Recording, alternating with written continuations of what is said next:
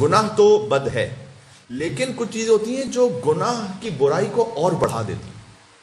مثلا مولا کائنات نے فرمایا کہ تحقیر گناہ یعنی گناہ کو کم سمجھنا، چھوٹا سمجھنا، یہ گناہ سے بھی زیادہ بدتر ہے. ہم نے کہا تو چھوٹی سی بات ہے، اس سے کیا فرق پڑتا ہے؟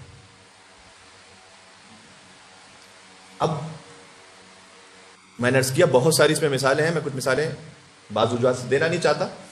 احترام مومن بھی مجھے ملحوظ ہے، لیکن آپ خود سمجھتے ہیں بہت چھوٹی چھوٹی سی باتیں ہوتی ہیں.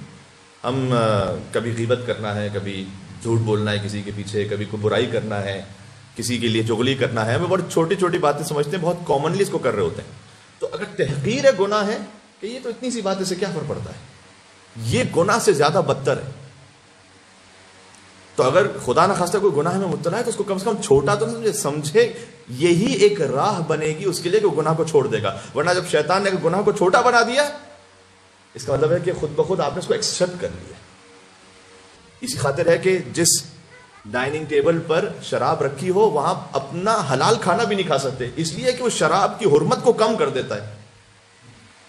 جتنا آپ اس وقت اگر کامنلی یہ ہونے لگے، کیا ٹھیک ہے بڑا کامن ہے کہ کوئی اپنا ڈرنکس پی رہا ہے اور ہم اپنا حلال کھانا کھا رہے ہیں، تو اس کو دیکھتے دیکھتے دیکھتے دیکھتے اتنا کامن ہو جاتا ہے آدمی اس میں، وہ اس کی نگاہ میں بڑی کم حقیر سمجھنے لگتا ہے گناہ کو. کہتا ہے کہ اس کی کوئی مسئلہ نہیں ہے، اگر کوئی کر رہا ہے تو اپنا اس کا ذاتی فیل ہے، اس طرح سے نہ کریں.